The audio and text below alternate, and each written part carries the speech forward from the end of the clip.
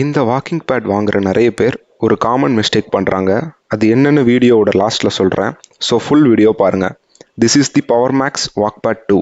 நான் கொஞ்ச நாளாக யூஸ் பண்ணிட்டு தான் இந்த ரிவ்யூ கொடுக்குறேன். அதனால் இது ஸ்பான்சர்ட் ரிவ்யூவும் இல்லை, ஃபர்ஸ்ட் இம்ப்ரெஷனும் இல்லை. ப்ராப்பர் யூசேஜ்க்கு அப்புறம் வந்த ஹானஸ்ட் ஒப்பீனியன்.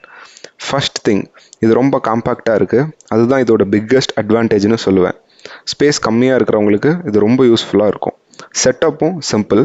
ப்ளக் பண்ணி ஸ்டார்ட் பண்ணால் போதும். மேக்ஸிமம் ஸ்பீட் 6 km/h வரைக்கும் போகும். டெய்லி வாக்கிங்க்கு அது மோர் தென் எனஃப். ஆக்சுவலி மூவி பார்த்துட்டு, யூடியூப் பார்த்துட்டு, ஃபோன் யூஸ் பண்ணிட்டு, ஆஃபீஸ் ஒர்க் பண்ணும்போது கூட வாக் பண்ண முடியும். அதுதான் எனக்கு பர்சனலி ரொம்ப பிடிச்ச விஷயம். ஹோமில் இருந்தே கொஞ்சம் ஆக்டிவாக இருக்க ஹெல்ப் பண்ணுது. பில்ட் குவாலிட்டியும் டீசெண்டாக இருக்குது. யூஸ் பண்ண ஈஸியாக இருக்குது. நாய்ஸும் ரொம்ப அதிகமாக இல்லை. ஓவரால் எக்ஸ்பீரியன்ஸ் பார்த்தா இந்த ப்ராடக்ட் எக்ஸாக்ட்லி என்ன பண்ண சொல்லுதோ அதை நல்லா பண்ணுது.